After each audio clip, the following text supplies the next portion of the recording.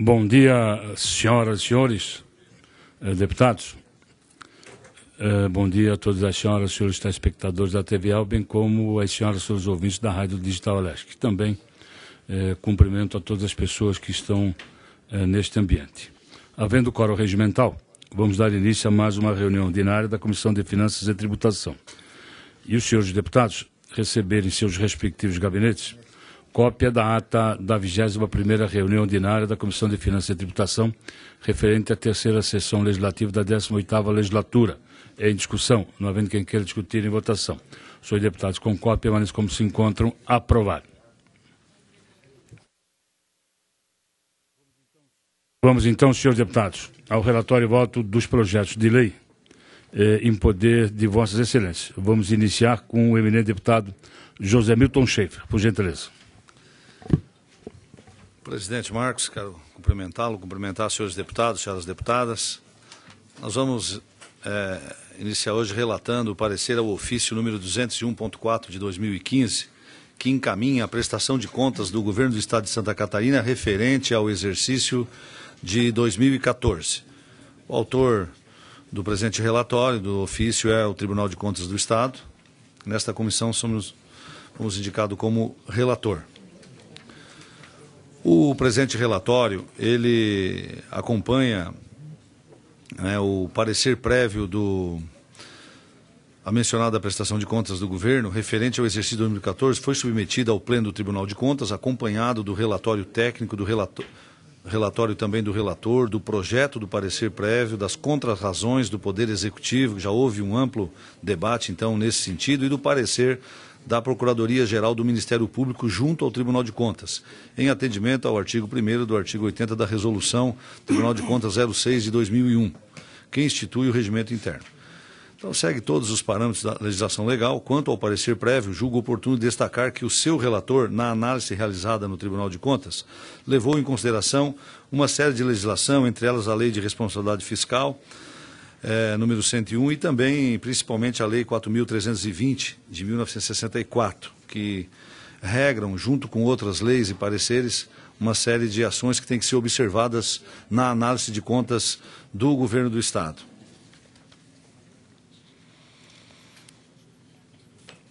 É importante também, no início, registrar que o parecer prévio apresentado pelo conselheiro relator foi aprovado pelo Pleno, apontou um total de 10 ressalvas e 9 recomendações, deputada Luciane Carminati. Nesse sentido, o artigo 76, que institui o regimento interno, é interessante ressaltar aqui para separar o que é recomendação e ressalva, até para que todos possam ter conhecimento. Já o que diz esse artigo? O projeto do parecer prévio deve conter os elementos previstos no artigo 71, as ressalvas e recomendações do relator, que são pontos que destoam da normalidade na análise de contas, se necessário, e a conclusão fundamentada recomendada à aprovação ou à rejeição das contas. Então, constitui ressalvas as observações de natureza restritiva em relação a certos fatos verificados no exame das contas, quer porque se discorda do que foi registrado, quer porque tais fatos não estão em conformidade com as normas e leis aplicáveis. Já as recomendações são medidas sugeridas, são medidas apenas sugeridas para a correção das falhas e deficiências verificadas no exame das contas. Baseado nisso, com relação às recomendações, o Poder Executivo, após esta Casa, reiteradamente, tem apontado que deveriam remeter a uma reflexão sobre o resultado prático da sua apresentação àquele poder, visto que sua repetição sistemática denotava a necessidade de reavaliação e complementação regimental do assunto, pois o Poder Executivo, apesar das sugestões do Tribunal de Contas para a correção de falhas e deficiências, simplesmente as ignorava, quer por elas discordar, quer por mera conveniência propiciada pelo próprio TCE. Quanto ao exercício seguinte, ante a constatação do descumprimento da recomendação no exercício anterior, simplesmente a repetia, em vez de adotar medida repressiva mais eficaz.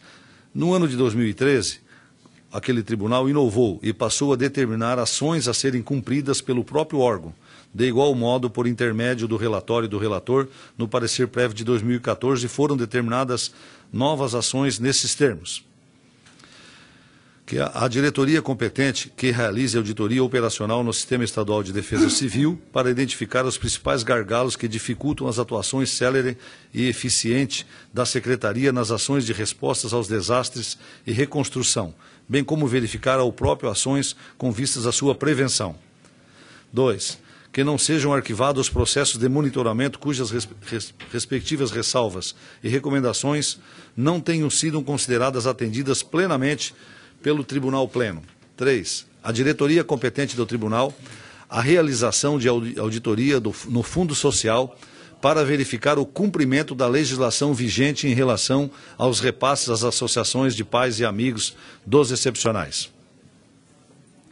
Dadas as características na apreciação da prestação de contas em foco, este relator optou por apresentar uma descrição apenas das ressalvas apontadas pelo Tribunal de Contas, tomando como base as considerações do conselheiro relator aprovadas na sessão extraordinária do Pleno do dia 28 de maio de 2015, fazendo uma síntese dos principais aspectos. Desta forma, passo a relatar apenas as ressalvas, que são pontos mais fortes, né, que estão em desconformidade, conforme a análise do Tribunal de Contas.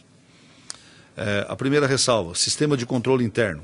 O relatório do órgão central do Sistema de Controle Interno, que acompanha as contas anuais do governador, não contém todos os elementos exigidos no artigo 70 do Regimento Interno do Tribunal de Contas, notadamente a descrição analítica das atividades dos órgãos e entidades do Poder Executivo e a execução de cada um dos programas incluídos no orçamento, com indicação das metas físicas e financeiras previstas e das executadas, bem como a análise detidas destas, uma vez que o orçamento, né, a principal peça, ele tem que ter mecanismo também de avaliação da aplicação e dos resultados obtidos, não apenas dizer que foram aplicados X reais, mas quais os alcances dessas aplicações efetivamente para o governo e para a sociedade. Então, o relatório, o sistema de controle interno, são apontadas falhas aqui como ressalva, né, que precisam ser analisadas, que foram analisadas pelo Tribunal de Contas, que houve também uma contrarrazão do Poder Executivo,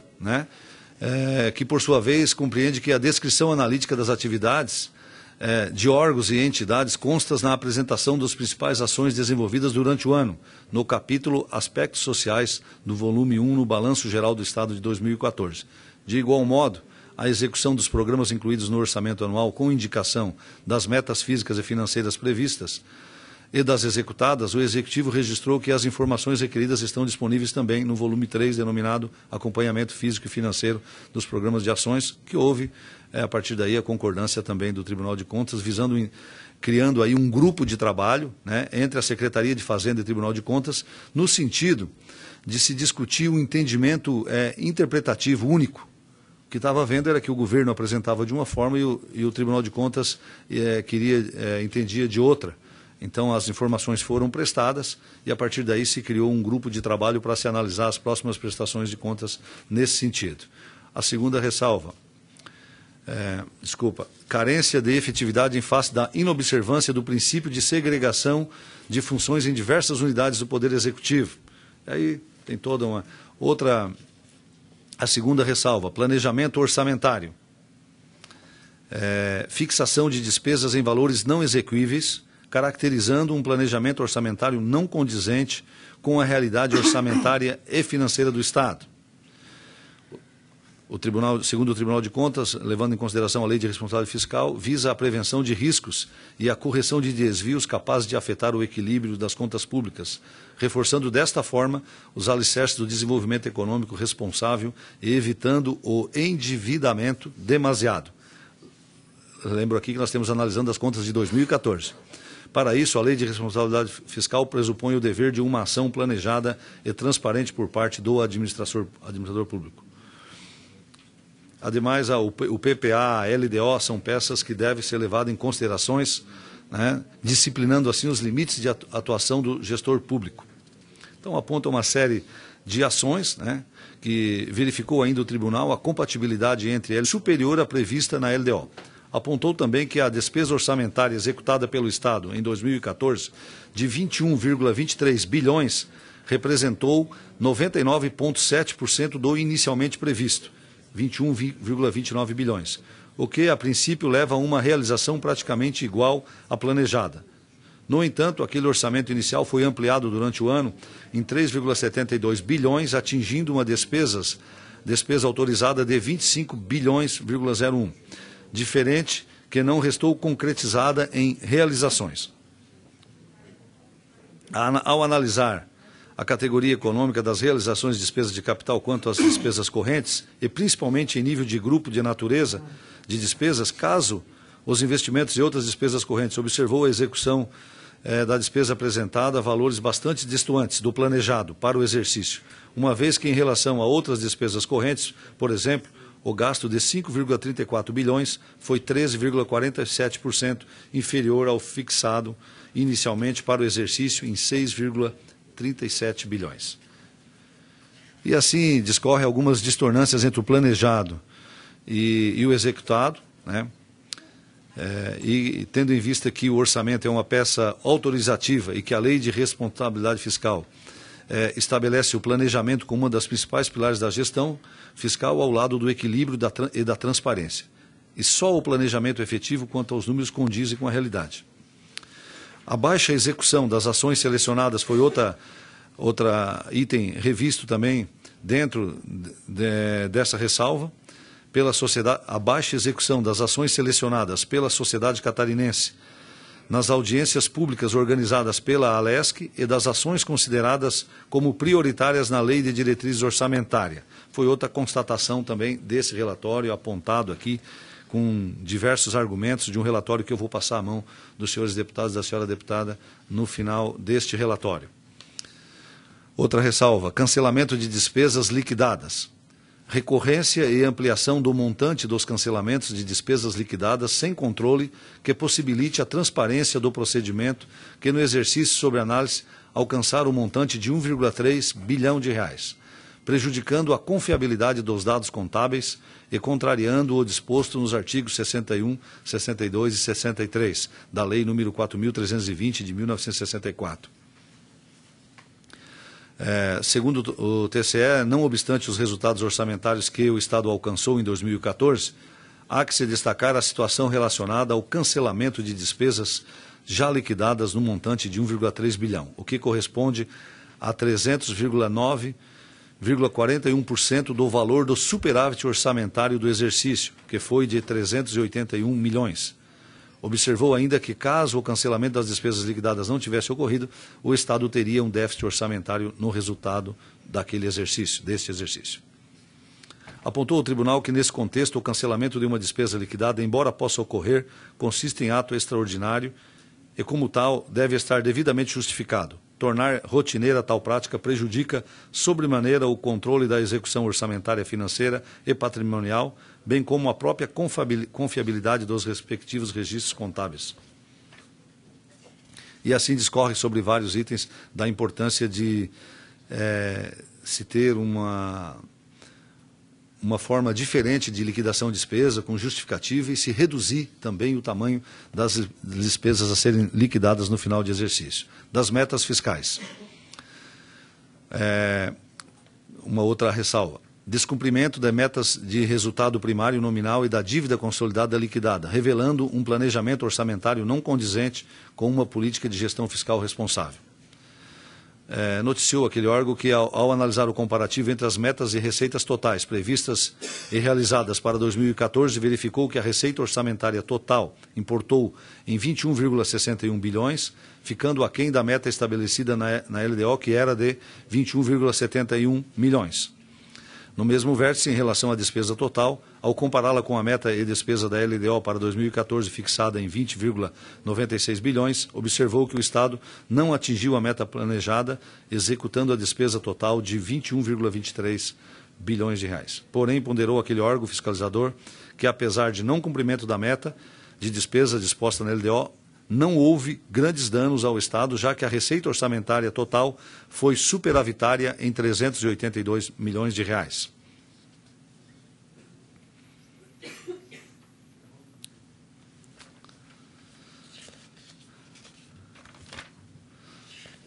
Educação. A ressalva do Tribunal de Contas, ela é a inclusão dos gastos com os inativos da educação no cálculo do percentual mínimo constitucional de 25% previsto no artigo 212 da Constituição Federal. Segundo o TCE, o governo do Estado de Santa Catarina aplicou, no exercício de 2014, no item manutenção de desenvolvimento da educação, a importância de 3,57 bilhões de reais, equivalente ao percentual de 23,21% da receita líquida de impostos e transferências, e 271,82 milhões abaixo, 271 milhões abaixo do mínimo exigido constitucionalmente. Explica aquele órgão que essa diferença resulta da inclusão no cálculo da Secretaria de Estado da Fazenda do montante de 782 milhões, equivalentes a 60% de um total de 1,3 bilhões de despesas com inativos da educação, realizadas por meio do Fundo Financeiro do IPREV, custeadas com recursos oriundos da fonte 100, sobre a justificativa de que o referido valor foi incluído no cálculo em razão de proposta apresentada pelo Tribunal de Contas pelo governo no ano de 2007. Vou repetir. Sobre a justificativa de que o referido valor foi incluído no cálculo em razão de proposta apresentada ao TCE pelo governo do Estado no ano de 2007, por conta do parecer prévio referente às contas de 2006. Tal critério, portanto, eleva o percentual da aplicação em 5,18%. O que existe aqui é uma diferença de interpretação. A Secretaria da Fazenda faz uma leitura de que o professor aposentado é uma despesa da educação e o Tribunal de Contas ainda não há um entendimento nesse sentido. 5.2. Descumprimento do artigo 170, no item da educação, parágrafo único da Constituição Federal, com aplicação de 1,36% da base legal para fins de concessão de assistência financeira aos estudantes matriculados em instituição de ensino superior legalmente habilitados a funcionar no Estado, e o correto seria 5%. Foi aplicado 1,36% nesse ano. Aqui tem todo um discorre sobre os percentuais que têm que ser aplicados numa ou noutra categoria. Outra ressalva, pesquisa científica e tecnológica. Descumprimento dos recursos oriundos à aplicação de pesquisa científica e tecnológica no exercício de 2014 somaram 354 milhões, correspondente a 1,8% das receitas correntes apuradas no período, ficando 39 milhões aquém do mínimo a ser aplicado, descumprindo o artigo 193 da Constituição Estadual, que é de 2%.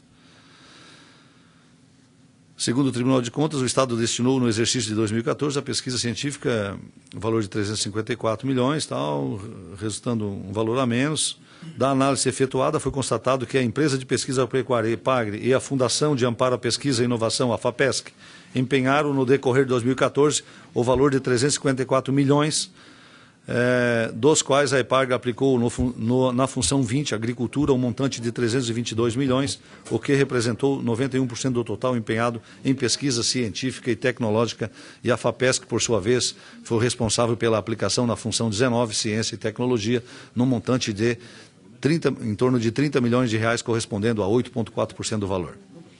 Outra constatação que é feita pelo tribunal, outra ressalva, é com relação ao CEITEC. Contabilização da arrecadação dos recursos da CEITEC através do mecanismo que não identifique as receitas como de natureza tributária em prejuízo da base de cálculo considerada no cômputo dos gastos com manutenção, desenvolvimento do ensino e ações, serviços públicos de ações de saúde, consequentemente na respectiva aplicação dos recursos. Observa o tribunal que desde o surgimento do CEITEC, ou seja, do Fundo Social, foi lá no início do governo Luiz Henrique, diminuíram a base de cálculo para a aplicação de recursos no erário na área da educação em 371 milhões e na área da saúde em 181 milhões. Quanto ao Fundo Social, embora tenha regularizado a situação em 2013, enfatizou o tribunal que até 2012 provocou respectivamente decréscimos em 531 milhões na área da educação e 255 milhões na área da saúde. E aí a gente observa que, ao decorrer dos anos, né, o déficit na saúde aumentou e foi em função dessa contabilidade financeira criativa que foi criada junto ao Fundo Social, né, lá no início do governo Luiz Henrique, que acabou criando hoje uma grande bola de neve que está sendo resolvida esse ano, né, mas aqui já nesse relatório apontava essa situação com relação ao CEITEC e ao Fundo Social. Essa desconformidade com a legislação, e aí prejudicando investimentos na saúde e na educação.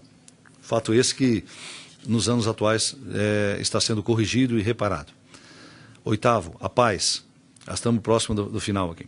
Retenção dos recursos destinados à Associação de Pais e Amigos Excepcionais no valor de 11,81 milhões em desacordo com o artigo 8º, parágrafo único da Lei Estadual número 13.340 de 2005. Destaca o tribunal que, em desacordo com a legislação vigente, o Poder Executivo não repassou às APAES em 2010, montante de 10 milhões de reais, em 2011, 19 milhões de reais, em 2013, 23 milhões de reais, em 2014, 11 milhões de reais.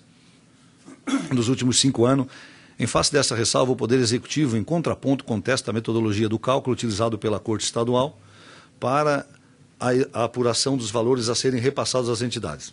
Nesse contexto, o tribunal acolheu parcialmente os argumentos expostos pelo governo, vez que considera improcedente a metodologia proposta e anota que, depois de refeitas as contas, o valor do repasse aumentou em 39 milhões para 52 milhões em 2014. Então, restou, o próprio tribunal entende que restou corrigida, né, essa distorção que vinha sendo feita desde 2010. E nono item, nona ressalva, o IPREV. Ocorrência de perda financeira no Instituto de Previdência do Estado de Santa Catarina em decorrência de reenquadramentos considerados inconstitucionais, fato que impede a realização de compensação entre os regimentos de previdência.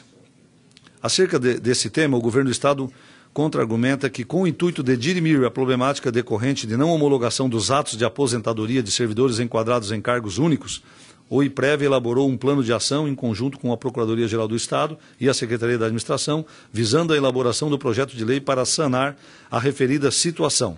Aponta ainda para minimizar os efeitos decorrentes de atos aposentatórios não homologados pelo Tribunal. O IPREV, dentro do seu plano de ação, não está concedendo novas aposentadorias a servidores enquadrados na Lei Complementar número 322 de 2006, até que a situação seja regularizada. No entanto, não há nada de concreto em execução no tocante às perdas ocorridas no passado. O tribunal mantém a ressalva. Finalmente, assinalo que, em que pese as 10 ressalvas feitas ao Poder Executivo, no parecer prévio, o conselheiro relator propôs ao Pleno do Tribunal de Contas a aprovação das contas do Governo do Estado de Santa Catarina, integradas pelas contas do Poder Executivo, da Assembleia Legislativa, do Poder Judiciário, do Tribunal de Contas e do Ministério Público Estadual, referente ao exercício de 2014. O que este relator entende deve ser acatadas no julgamento desta Assembleia Legislativa. Em face à análise das contas do Governo realizada pelo Tribunal de Contas, esse relator entende oportuno proferir as seguintes considerações. Primeiro, embora o resultado nominal tenha de fato ficado aquém da meta estabelecida, a qual previa a redução do endividamento público, cumpre-me retificar o resultado apresentado por aquele órgão fiscalizador, tendo em vista que a dívida fiscal líquida apurada no ano de 2014 foi superior em 516 milhões de reais. E a de 2013, que resulta em uma diferença de 39 milhões, se comparada ao cálculo apresentado pelo Tribunal de Contas, 551 milhões. 2. O Estado superou o percentual constitucional aplicado na saúde ao destinar-lhe 12,11% das receitas líquidas de impostos e transferências. Além disso, na área da saúde, incrementou investimentos de despesas de capital nessa área em 80% em relação ao ano anterior, o que representa um dos maiores valores aplicados no quinquênio 2010-2014, conforme aponta o corpo técnico daquele órgão fiscalizador. Contrapondo, portanto, os resultados delineados, aquele tribunal sugere ressalvar a queda no volume de investimentos não condizente com as deficiências encontradas no sistema de saúde. Na verdade, nesse ano, houve um grande investimento, que foi o Investe Saúde, e isso foi o maior investimento feito na área de saúde, que hoje algumas obras encontram ainda em conclusão ainda neste ano, mas que significou investimentos pesados na área de infraestrutura da saúde, na compra de equipamentos, materiais e obras, instalações em diversas unidades, aumento de leitos de UTI, são ações de investimentos feitos no ano de 2014. Além de investir 12,11 em saúde, também foi aumentado aí em mais de 80% em relação ao ano anterior os investimentos em despesa de capital. Em razão do apontamento daquele tribunal, considero pertinente o registro sobre o tema, consoante os resultados das auditorias realizadas nos hospitais da rede pública estadual, onde foram constatados os maiores entraves para o bom funcionamento das unidades hospitalares, entre os quais enfatizo os recursos humanos e financeiros inadequados ou insuficientes, a ausência de manutenção preventiva de equipamentos, a morosidade na aquisição de equipamentos, materiais e medicamentos, a necessidade de construções, reformas e manutenção de áreas físicas, na falta de transparência e na divulgação de listas de espera para a realização de cirurgias, a carência de leitos, os baixos valores pagos pela tabela SUS e o controle deficiente da Secretaria de Estado da Saúde sobre custos e demandas das referidas unidades. Julgo, entretanto, que o Poder Executivo não está alheio às necessidades da população catarinense, haja visto a superação dos indicadores da saúde em relação aos exercícios financeiros anteriores, bem como os ajustes de conduta para que os investimentos sejam majorados ao longo dos próximos exercícios, conforme apontado nas contrarrazões apresentadas por aquele órgão poder, acostadas nas folhas 1062 dos autos. Nesse sentido, cabe sobrelevar que Santa Catarina foi o primeiro ente da federação a aumentar o percentual mínimo de receita, de aplicação de receita líquida de impostos a ser aplicadas na saúde. Por intermédio da emenda constitucional número 72 de 2016, o Estado aumentará a cada exercício financeiro o percentual destinado deste recurso à saúde, passando de 12% para 15% até o final de 2019, demonstrando dessa forma que o governo catarinense está atento ao clamor social. Ante ao exposto, considero mais apropriado que o apontamento do tema seja de forma de recomendação ao governador do Estado, no sentido de que mantenha compromisso com as medidas que proporcionem o investimento constante na saúde, em vez de apresentar ressalva, conforme proposto por aquele órgão fiscalizador. Item 3.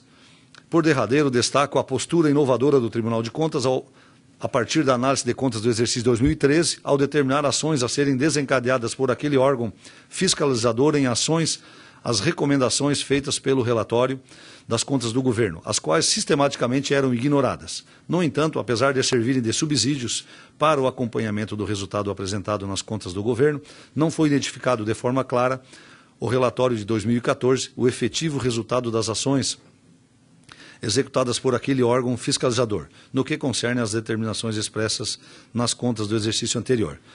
Tendo em vista que as contas de 2014, o governo do Estado cumpriu todos os requisitos constitucionais mínimos de aplicação nos órgãos de acompanhamento, tendo em vista as várias considerações aqui já feitas, tendo em vista o voto também de aprovação pelo Pleno do Tribunal de Contas, diante de todos esses argumentos já apresentados aqui, e diante do exposto, e acatando a deliberação do Tribunal de Contas, voto pela aprovação do ofício 0201.4 de 2015 e do competente projeto de decreto legislativo que apresento em anexo, senhor presidente. E quero também, devido ao grande volume de informações, deixar uma cópia do meu voto a cada um dos senhores membros dessa comissão, e sugerir aqui, presidente, que seja dado vistas aí de 15 dias para que isso possa ser analisado, tendo em vista a quantidade de informações que nós temos, né, se isso for julgado necessário por Vossa Excelência. Então eu peço para a assessoria que disponibilize aqui uma cópia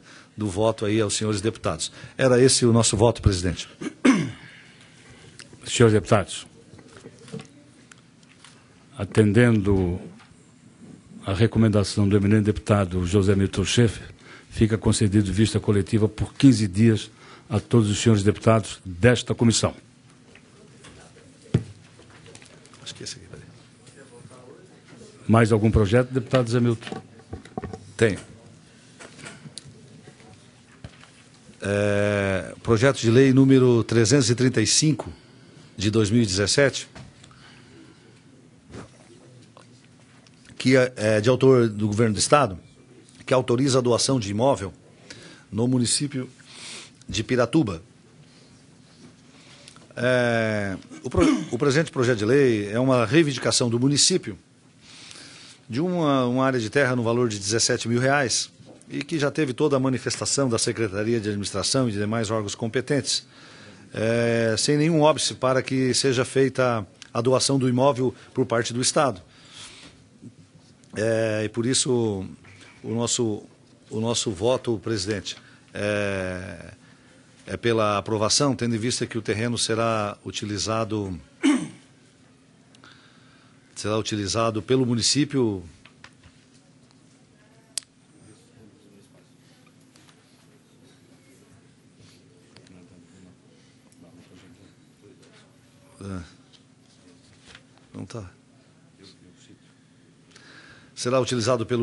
para a instalação de serviços públicos municipais. Uma série já no artigo 2º do projeto de lei tem como finalidade a instalação de serviços públicos municipais. E o nosso voto é um terreno de baixo valor, foi avaliado em R$17 mil, mas que para o município de Piratuba será importante para a construção de um centro administrativo, e o Estado também não tem nenhum óbice a isso, por isso o nosso voto é pela aprovação, presidente. É pela aprovação o relatório e voto do deputado José Nilton Schaefer ao projeto de lei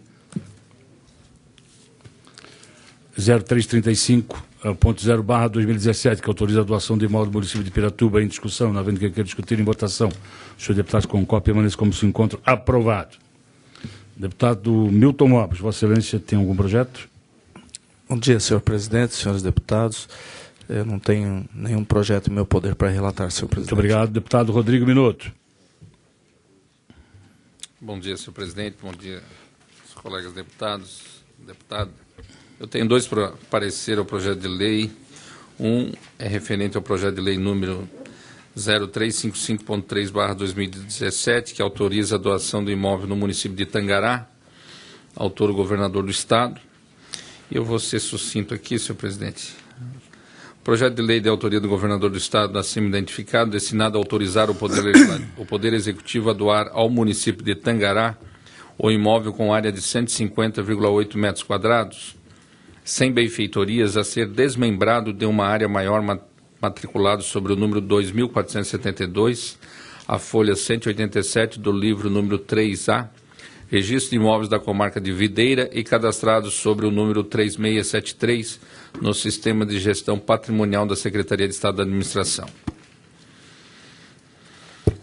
O projeto que determina, com efeito ao artigo 6º do projeto, determina que as despesas com a execução da lei pretendida correrão por conta do município, vedado ao Estado arcar com quaisquer ônus a elas relacionadas.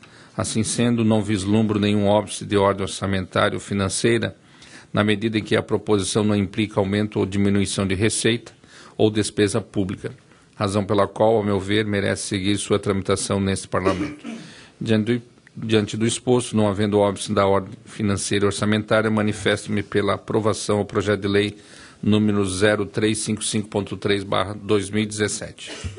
É pela aprovação, parecer e voto do deputado Rodrigo Minuto ao projeto de lei 0355.3/2017, que autoriza a doação de imóvel do município de Tangará em discussão, não havendo quem queira discutir em votação. O senhor deputado com cópia permanece como se encontra aprovado. Vossa Excelência continua com a palavra. Parecer ao projeto de lei número 0133.2/2017, que autoriza a doação de imóvel no município de Timbé do Sul, o autor o governador do Estado. E o relatório. Trata-se da proposição legislativa de autoria do governador do Estado, acima identificada, pretendendo a autorização legislativa para que o Poder Executivo desafete e doe ao município de Timbé do Sul o imóvel com área de 8.416,74 metros quadrados, com benfeitorias não averbadas, matriculado sobre o número 6.304 no registro de imóveis da comarca de Turvo, e cadastrado sobre o número 4.189 no Sistema de Gestão Patrimonial da Secretaria de Estado da Administração. A finalidade dessa doação é a instalação de unidades de educação infantil e de ensino fundamental por parte do município. Nesse sentido, também observo que, ao teor do artigo 6º da proposição, serão de responsabilidade do município as despesas decorrentes da execução da lei ora perseguida, ficando vedado ao Estado arcar com quaisquer ônus a ela relacionadas. Assim sendo, não vislumbro nenhum óbice de ordem orçamentária ou financeira, na medida em que a proposição não implica aumento ou diminuição de receita ou despesa pública, razão pela qual, ao meu ver, merece seguir sua tramitação neste Parlamento. Assim, ante o exposto, manifesto-me pela aprovação ao projeto de lei 0133.2/2017. É pela aprovação, parecer e voto. É pela aprovação, parecer e voto ao projeto de lei 0133.2/2017, que autoriza a doação de imóvel no município de Timbé do Sul. O relator da matéria, no nome de intendente desta comissão, eminente deputado Rodrigo Minotto, em discussão. Presidente. Presidente Zé Milton, por gentileza, depois deputada Luciano Cabinati. É um projeto, trata-se de uma escola municipal, ela é estadual, e o governo do estado construiu uma nova escola, modelo, padrão, com ginásio de esporte, com unidades, laboratórios, lá no município de Timbé do Sul. O município doou, na época, o terreno para o governo do estado, a área para fazer essa nova escola, que realmente qualifica. O município de Timbé do Sul é um município pequeno do sul do estado, no pé da serra, mas que, através dessa nova escola construída pelo governo do estado e entregue há 2 anos atrás, ficou acordado de que a antiga escola o município iria transformar num centro de educação municipal, para creches e outras unidades. E aí a sociedade está aguardando já há algum tempo esse projeto para poder fazer investimentos ali e o Timbé do Sul passar a contar também com um reforço na sua educação infantil. Por isso é um projeto relevante. Eu cumprimento o deputado Rodrigo Minotto pelo relatório. E há tempo já que o município vem aguardando. Só para entender o porquê da doação, na verdade o Estado já fez um grande investimento na casa de quase 8 milhões de reais no município de Timbé do Sul, qualificando a educação bastante naquela cidade, e obviamente que como o município doou o terreno para a nova escola, na época ficou acordado de que a antiga escola seria repassada ao município para que ele pudesse utilizar de maneira mais adequada, possivelmente construindo ali um centro de educação infantil. Era isso, presidente. Deputada Luciano Cabinati. Presidente, eu só gostaria de solicitar a vista em mesa. Vista em mesa, deputada Luciano Cabinati. Mais algum projeto, deputado Rodrigo? Deputado Fernando Coruja. Senhor presidente, senhores parlamentares, tenho parecer ao ofício 736, que diz respeito ao relatório de atividades do Tribunal de Contas do terceiro trimestre de 2016. Como temos relatado sistematicamente aqui esses pareceres de ofício do Tribunal de Contas, eu vou direto ao resumo do voto.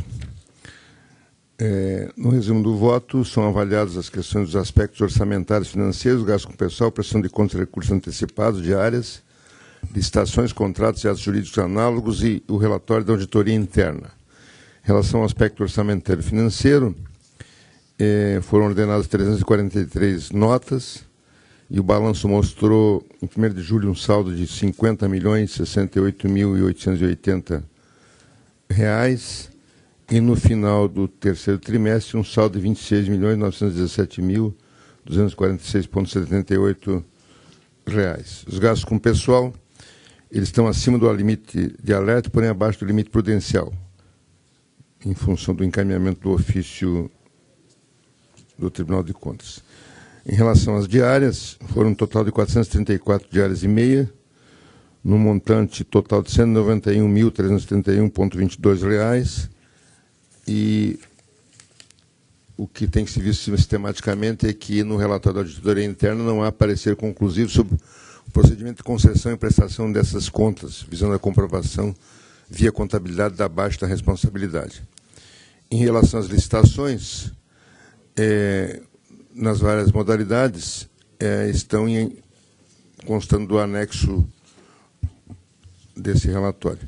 Em relação à auditoria interna, ela reproduz de forma sistemática as informações do Tribunal de Contas do terceiro trimestre e, conforme o ofício do Tribunal de Contas 18.409, do Conselheiro Presidente, os procedimentos descritos nos documentos que compõem o relatório trimestral demonstra a política do Tribunal de Contas do Estado em disponibilizar com transparência todas as informações necessárias. Diante do exposto, eu concluo que o Tribunal de Contas do Estado cumpriu o que determina o parágrafo 4º do artigo 59 da Constituição do Estado e solicito que se encaminhe cópia desse parecer àquele órgão para conhecimento.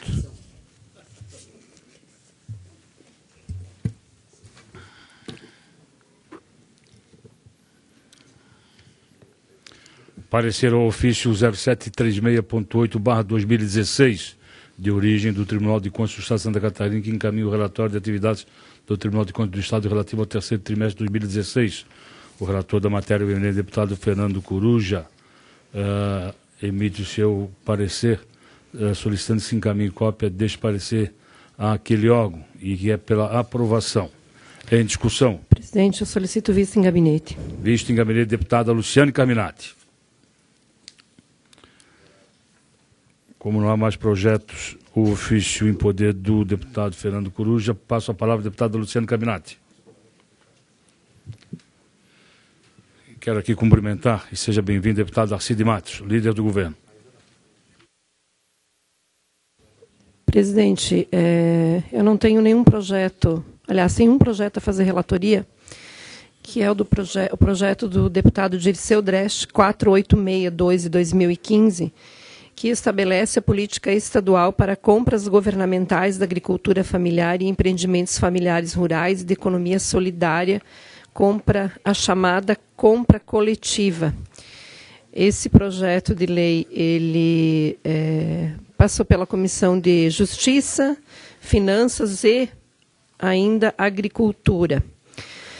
Eu vou abreviar aqui a leitura de todo o relatório, indo diretamente ao parecer, no objeto dessa matéria.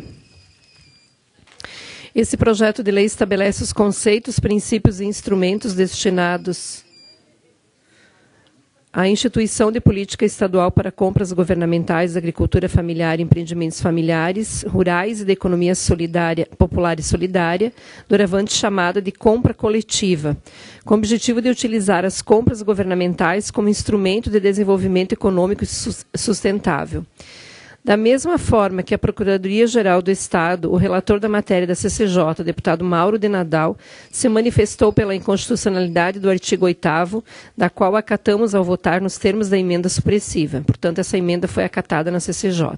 Importante ressaltar que a Secretaria de Estado da Agricultura e da Pesca se manifestou favoravelmente à matéria, às folhas 18 e 19. Na visão estritamente financeira, esse projeto de lei não impactará o montante da despesa primária da execução orçamentária através da LOA deste ano, sendo que o Executivo deverá adequar sua execução por meio do Decreto de Programação Financeira e Cronograma de Execução Mensal de desembolso normatizados pelos artigos 8º e 9º da Lei de Responsabilidade Fiscal, ou seja, por mudanças nesse decreto feitas bimestralmente. A execução financeira desse projeto de lei tornar-se-á compatível com as leis orçamentárias vigentes, principalmente com a meta fiscal da LDO, sendo que nos últimos anos essa meta fiscal foi descumprida sem autorização legislativa. Por fim, percebe-se ainda que este projeto de lei não produz impacto financeiro na despesa total com pessoal, tendo em vista que não há previsão de nomeação de novos servidores. Não produzirá impacto financeiro em relação à meta fiscal estabelecida na LDO, nem ao equilíbrio financeiro do Estado, pois deverá ser adequado por meio do Decreto de Programação Financeira e Cronograma Mensal de Desembolso, e que, portanto, está compatível com o regimento interno da LESC, com as leis orçamentárias vigentes, com a Lei da Responsabilidade Fiscal e com a Carta Política Estadual e Federal. Quanto ao voto, portanto, meu voto é pela aprovação do referido projeto, conforme a relatoria já da CCJ.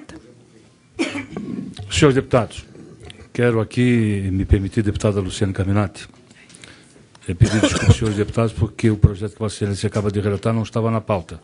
Esta pauta e eu acabei deixando passar e não consultei os senhores deputados. Até porque, pela ordem de processos de projetos pautados, está o deputado Gabriel Ribeiro. Mas consulto os senhores deputados se podemos dar andamento.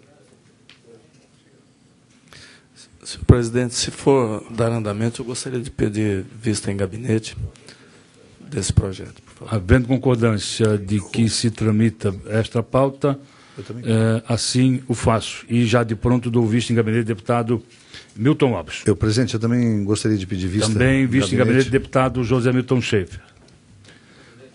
Senhor presidente, vista em gabinete também. Vossa Excelência com a palavra? Vista em gabinete também. Vista em gabinete também deputado Gabriel Ribeiro. Vossa Excelência quer se manifestar ainda? É isso, presidente. Mas ainda tem um projeto visto em mesa. Sim. Acho que tem mais deputados, né? Tem o deputado Gabriel Ribeiro. O deputado Antônio Aguiar não pautou nenhum projeto. Mas... Na verdade, está faltando trabalho, né, senhor presidente? Não temos nada a relatar, Bri. Deputado Gabriel Ribeiro, Vossa Excelência com a palavra. Bom dia, senhor presidente. Bom dia, senhores deputados. Eu tenho 2 projetos a relatar. O primeiro trata-se do parecer ao projeto de lei de número 0228.8/2017, que autoriza a doação de imóvel no município de Joinville. O autor é o governador do estado. Trata-se de uma proposição legislativa de autoria do governador que pretende autorização legislativa para o Poder Executivo poder doar ao município de Joinville imóveis de 10 mil metros quadrados com benfeitorias não averbadas na comarca de Joinville. A doação de que trata a matéria, nos termos do artigo 2º do projeto, tem como finalidade o desenvolvimento de atividades educacionais de ensino fundamental por parte do município, que aderiu ao Programa de Parceria Educacional Estado-Município, por meio do termo de convênio número 2192/2015, celebrado com a Secretaria de Estado da Educação. O presente projeto foi aprovado na CCJ e encaminhado a esta comissão. Meu parecer, senhor presidente, é no sentido de que, como fica a cargo da responsabilidade do município as despesas decorrentes da execução da lei pretendida, fica vedado o Estado arcar com ficando o Estado vedado a arcar com quaisquer ônus a eles relacionados. Eu não vejo nenhum óbice que seja autorizado a pretensa doação do imóvel, por isso que eu voto pela aprovação do presente projeto de lei número 0228.8/2017. É pela aprovação, parecer e voto do deputado Gabriel Ribeiro ao projeto de lei 0228.8/2017, que autoriza o governo do Estado a fazer doação de imóvel no município de Joinville. Em discussão, não havendo quem queira discutir. Presidente. Pela ordem, deputada Luciane Carminati. Vista em gabinete. Vista em gabinete, deputada Luciane Carminati. Antes do prosseguimento, deputado Gabriel, a deputada Luciane Carminati faz a devolução do projeto de lei 0133.2/2017, que autoriza a doação de imóvel do município de Timbé do Sul. Não havendo mais quem queira discutir, o parecer do eminente deputado Rodrigo Minuto, que é pela aprovação, coloco em votação. Os senhores deputados com cópia permanecem como se encontram aprovado. Deputado Gabriel Ribeiro continua com a palavra. Senhor presidente, tenho parecer ao projeto de lei de número 0487.3/2017, que dispõe sobre a gestão da fauna nativa brasileira e exótica no âmbito do Estado de Santa Catarina e estabelece outras providências. O autor é o eminente deputado Darcy de Matos. Na forma regimental, o presidente dessa Comissão de Finanças e Tributação designou a relatoria do presente projeto de lei de iniciativa parlamentar, que dispõe sobre a gestão da fauna nativa brasileira e exótica no âmbito do Estado de Santa Catarina e estabelece outras providências. A matéria foi lida no expediente da sessão plenária e aprovada na CCJ por unanimidade, com uma emenda substitutiva global de número 227/240, no dia 19 de setembro de 2017. Assim, o projeto de lei foi encaminhado a esta Comissão de Finanças.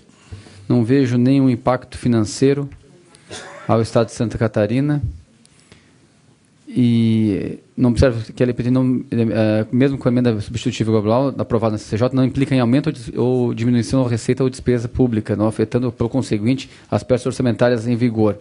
As questões e aspectos legais e constitucionais da referida lei foram analisadas na Comissão de Constituição e Justiça desta Casa. Portanto, não havendo nenhum óbice, eu voto pela aprovação do presente projeto de lei de número 0487.3/2015, nos termos da emenda substitutiva global de folhas 227/240. Meu voto, senhor presidente. É pela aprovação, com base na emenda do substitutivo global apresentado pelo deputado Gabriel Ribeiro, projeto de lei 0487.3/2015, em que é autor o deputado Darcy de Matos. Em discussão. Deputado Darcy de Matos com a palavra. Senhor presidente, como autor, e esse projeto é um projeto amplo, se me permitiu falar informalmente aqui. Obrigado. Vossa Excelência tem a palavra, depois o deputado Antônio Aguiar, depois o deputado Milton Lopes. Obrigado. Senhor presidente, Deputado Alicione Carminati. nós temos a presença aqui do Paulo, empresário da cidade de Joinville, que é presidente da Federação Ornitológica Catarinense, com mais alguns representantes das associações de criadores de pássaros exóticos nativos de Santa Catarina. Esse setor tem uma organização muito forte, deputado Milton, deputado Gabriel, em todos os cidades polos do estado, deputado Aguiar. Então, milhares de catarinenses estão organizados em associações de criadores de pássaros, preservacionistas em todo o estado de Santa Catarina. Nós agradecemos a presença e quero agradecer o deputado Gabriel pela apresentação do relatório favorável ao projeto. E faço aqui duas observações jurídicas e do mérito. Primeiro, o projeto tem fundamento legal, passou na Comissão de Justiça, porque a Constituição dá a condição legal para que os Estados e a União legislem de forma concorrente sobre a fauna, a proteção do meio ambiente e conservação da natureza. Muito bem. Em termos de mérito, em 2011, foi aprovada a Lei Complementar 140, que repassa, deputado Aguiar, deputado Milton, as competências do regramento da criação, da comercialização e, sobretudo, da realização de eventos para os estados brasileiros. E nós estamos em 2017, como sempre, o poder público é lento, né? Isso já é secular. Nós não assumimos e os criadores ficaram no limbo. Quer dizer, nem o IBAMA e nem o Estado estão atuando e o Estado carece de um regramento. E hoje os estados e Santa Catarina nós estamos, os criadores estão realizando os eventos, estão criando, comercializando com base em instruções normativas, portarias, isso é muito frágil. E nós queremos que o Estado assuma definitivamente, e para que isso aconteça, nós temos que ter uma lei. E essa lei, eu sou o autor dela, poderia dizer aqui qual autor, por quê? Porque, deputado Gabriel, ela é a síntese de uma consulta pública que a Casa Civil realizou há 2 anos. A Casa Civil realizou essa consulta pública e essa consulta pública foi juntada a um estudo de alguns anos pelos juristas e criadores de Santa Catarina. E coube a mim ser o autor, mas eu não tenho conhecimento profundo sobre o assunto, portanto eu sou portador de estudos e dessa consulta de muitos anos. Muito bem, o que eu quero dizer também aqui é de que essa emenda substitutiva global, ela foi anexada ao projeto, também trazendo informações de uma audiência pública, deputada Carminati, que foi realizada aqui na Assembleia, e conteúdo que foram repassados pelas instituições, como Fátima, Secretaria da Agricultura, Polícia Ambiental e outros órgãos. E nós entendemos que essa lei ela vai ser muito importante e ela pode ser, é um assunto complexo, ela pode ser aperfeiçoada ao longo dos anos, como foi o Código Ambiental Catarinense e outras leis que foram aprovadas aqui. Eu só queria dar um exemplo. Se não fosse os criadores e o banco e o DNA que os criadores têm em Santa Catarina no Brasil, espécies como curió, bicudo e a ararinha azul já teriam sido extintos no Brasil. A ararinha azul foi definido como extinta e é uma história até interessante. Tinha um sheik árabe que tinha 6 casais. O Brasil solicitaram a ele cedeu 2 casais para o Brasil, os casais vieram para o Brasil e nós conseguimos reproduzir em cativeiro e estamos reinserindo a ararinha azul na natureza.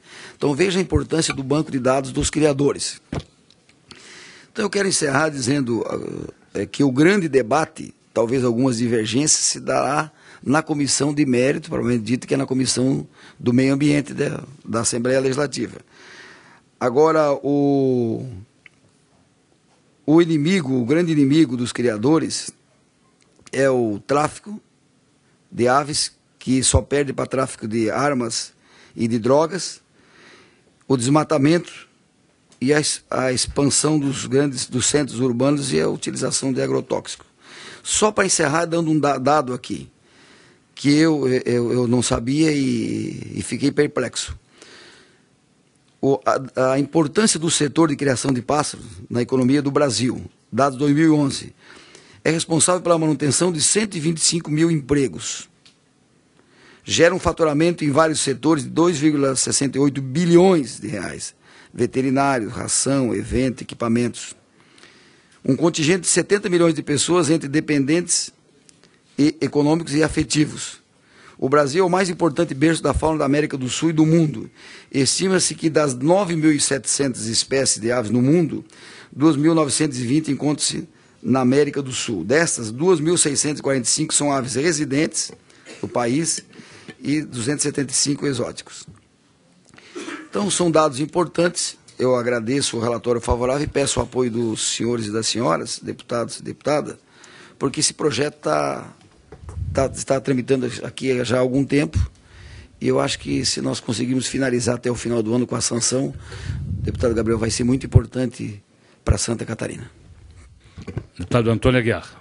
Senhor presidente, senhores deputados, gostaria de parabenizar o deputado Darcy de Matos, bem como o relator, o deputado Gabriel, e dizer à federação aqui presente que nós somos totalmente favoráveis a esse projeto e parabéns por essa conquista. Era isso, senhor presidente. Deputado Milton Alves. Senhor presidente, na mesma linha, cumprimentar o deputado Darcy de Matos, o deputado Gabriel pelo relatório.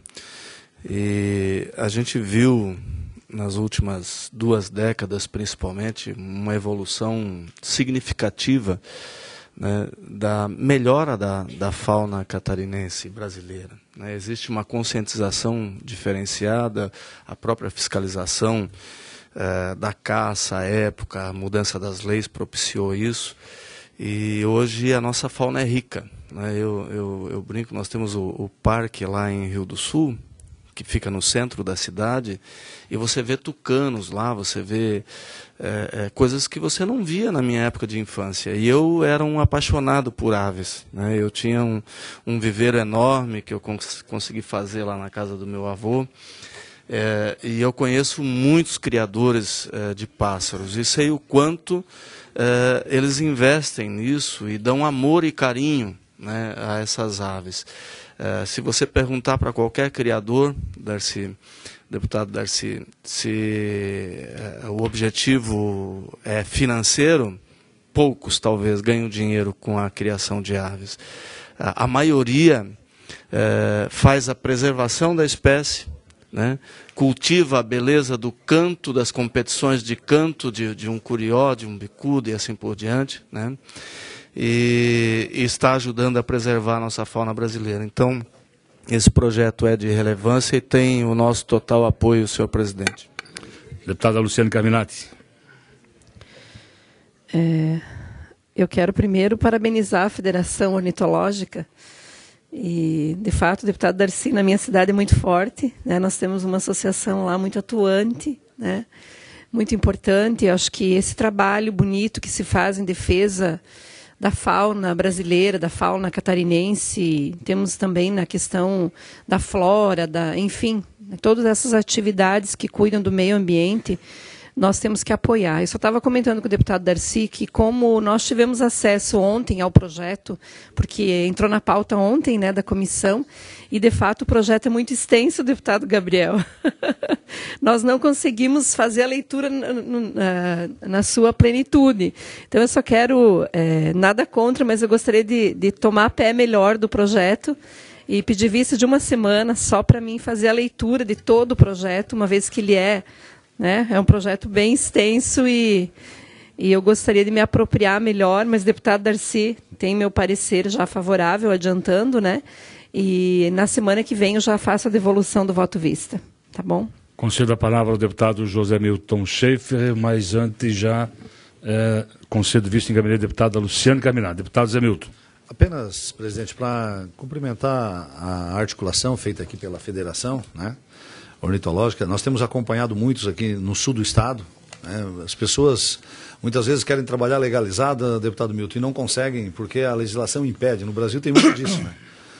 Cria-se tantas barreiras, às vezes, para legalizar as atividades, e aí as pessoas acabam indo não pelo caminho legal, por uma questão cultural, muitas vezes até de afeto, né, com relação aos animais, e não se consegue. É um projeto muito meritório, deputado Darcy.